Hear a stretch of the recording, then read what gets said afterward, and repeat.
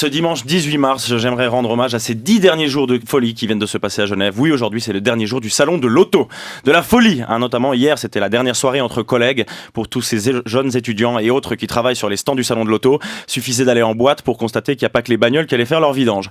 Moi, le salon de l'auto, ça m'hallucine. Il y a des touristes qui viennent que pour ça. Ils débarquent à Genève, ils vont au salon et ils partent de Genève. Ils ont rien vu d'autre. Pour eux, Genève, c'est juste un immense garage. Certains n'ont rien vu de Genève, alors que t'en as d'autres qui ont vu plus que ce qu'ils devaient voir. Je parle du scandale qui a fait la une ces derniers jours. Un visiteur du salon s'est fait choper en train de filmer sous la jupe des hôtesses. Alors bon, sous les jupes.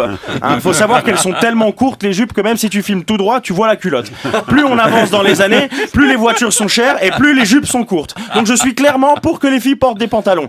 Ça nous évitera d'avoir des Peugeot qui coûtent le prix d'une Mercedes. Quoique cette année, certaines marques ont décidé de rhabiller un peu plus leurs hôtesses, de montrer, je cite, moins de peau. On est au Moyen-Âge en fait. Chez certains des mecs qui sont là, de la peau. Oh oui, cheville. Oh le genou carrément. La salope. Oh on se calme les gars.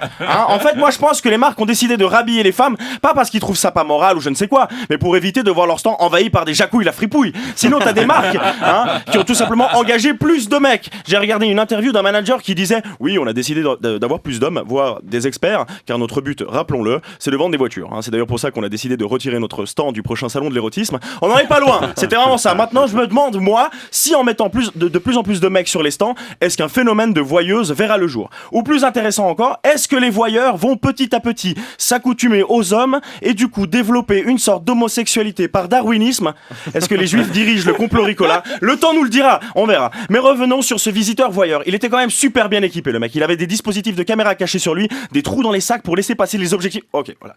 Alors sérieux les gars, si on en arrive là, faut savoir un truc, faut se masturber. Non, c'est vrai, parce que dès que tu sens que tu vas commencer à faire des trous dans les sacs, des orifices pour faire passer un objet, tu te masturbes.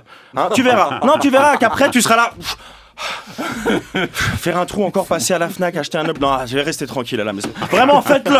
Non, mais c'est dingue cette histoire. Et dans tout ça, le pire, c'est que c'est Eric Stoffer qui doit être content avec ce voyeur. Oui, parce que le visiteur pervers, il était français. Hasard, coïncidence, frontalier.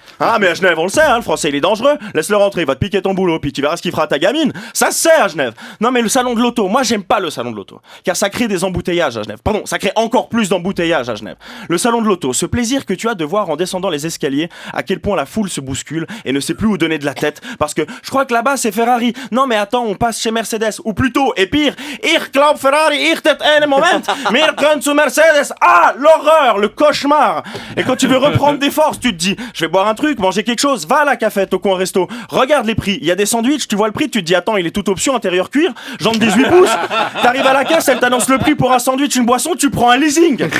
J'y vais tous les 4-5 ans moi au salon parce que je suis un visiteur un peu bisextile, parce que tu vas pas me faire croire que la Citroën que j'ai vue l'année dernière, en un an, c'est devenu une panthère qui consomme ni essence ni viande. Non, c'est toujours un habitat mobile qu'il était sans le plastique ou la fraise dégueulasse, car t'as laissé ta bagnole en plein soleil et le sapin suspendu à ton rétro ne diffuse plus, mais il le vomit son arôme. Sérieux, le blabla en plus des constructeurs. Alors on a amélioré les performances cette année en termes d'ergonomie, ce qui a permis un allègement du châssis. Ils ont changé le tuyau de la clim, les bâtards, d'accord? Et ça se la pète, ta voiture, c'est la même. C'est comme si je croisais ton ex, Jonas, et que je te disais, oh là là, Valérie, tu l'as vu? Non quoi, elle s'est brossé les dents, frère. Et tous ces mecs qui bavent au salon devant des voitures qu'ils n'auront jamais. C'est vraiment le seul truc où les mecs deviennent débiles, car t'as jamais vu deux gars devant une étude d'avocat à faire comme j'aurais tellement kiffé avoir ce taf. Ouais mais pareil qu'ils mettent des robes, moi je fais pas un taf de PD. Si c'est ça, avec toutes les Porsche qu'il y a à Genève, la cité de Calvin c'est la cage aux folles. Le pont du Mont Blanc quand ça bouchonne, le pont du Mont Blanc c'est la Gay Pride. Insupportable ce salon de l'auto. Oui parce que t'as aussi ce genre de mec que tu croises devant le stand Lamborghini à dire des trucs du genre ouais mais le problème des Lamborghini, c'est qu'elles pompent trop.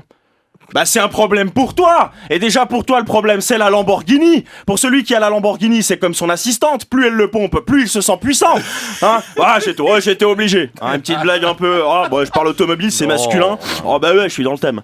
Dingue là, d'un coup comme la France a pénétré mon âne. Mon âme.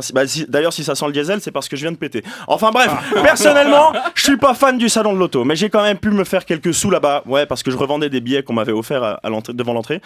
Non, je voulais travailler sur les stands mais on n'a pas voulu de moi. Parce qu'apparemment, quand je mets une jupe, ça dépasse. Ouais, bah je parle des bourrelets.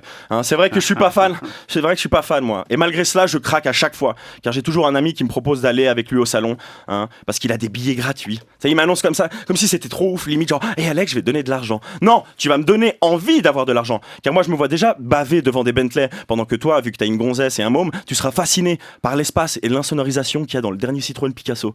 Non mais Alex, regarde, tu fermes la porte, t'es en vacances quoi. T'as vu le coffre pour la poussette, c'est top. Ah, l'horreur! Mais ça pourrait être pire. Herr der Kofferraum gesehen, sie ist perfekt für den Kinderwagen. Ah, le cauchemar!